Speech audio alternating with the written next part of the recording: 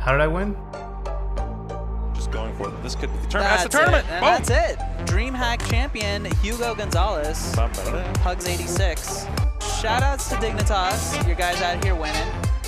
My secret sauce is my big brain, dude. I'm always I'm always making the big brain plays. So I don't think a lot of players play on the decision-making level that I do. Shield and wave dash at a shield, and you can punish it. Oh no! Oh, wow. He just Deleted. to the Shadow Realm. Oh my god.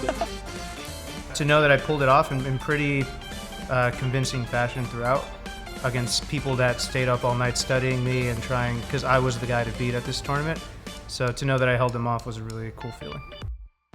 To say that I actually managed to take one of these home is a big accomplishment, something that a lot of people won't ever get to do in their lifetime. So it was awesome to have that notch under my belt. Good angle though on RB. Oh no. There you go. Tournament winner wins the tournament. Wins the tourney. There was another tournament going on in Smash in the Midwest that was very stacked. It was a big tournament. And I chose to skip out on that because I had a terrible experience at it last year.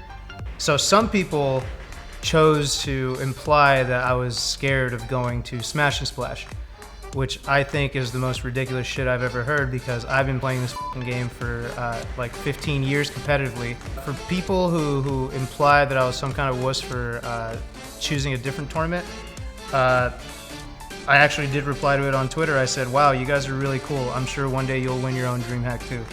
And so they could shut the f up. I won a DreamHack and they didn't. So, and they probably never will, so they could hold that.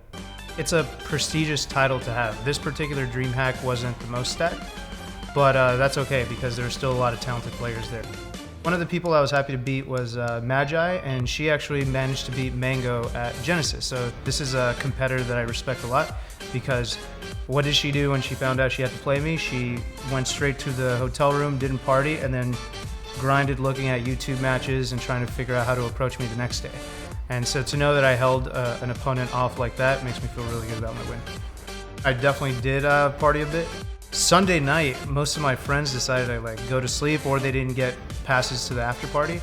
So I just said, you know, f it, I got a bunch of free drink tickets, I'm gonna go have a good time. I just won DreamHack. So I had a good time. Just playing, what do you call that, cornhole? They had like an EDM DJ again that no one's really into, so that was kind of lame, but no one's dancing, man. No one likes EDM at parties. I don't know why they keep doing it. So funny story, I actually didn't play both Ultimate and Melee. I signed up for both, but I learned my lesson from another tournament in Vancouver, and because I entered both, I actually severely underperformed in Melee. So I didn't want that to happen again at this tournament when I knew there was a solid chance I could get first if I just grinded Melee only. So I dropped out on the day of, and me being me, I forgot to tell the tournament organizers, so they were holding up my bracket waiting for me to show up. That was my bad. Oops. To me, Melee is the more important game, the one that I'm best at, the one that I think is more difficult, and I get more fulfillment from doing well there. But I'm also still learning Ultimate. I'm trying to get better at it. But when I have an opportunity to win the whole thing, I gotta focus on the one that I could definitely win.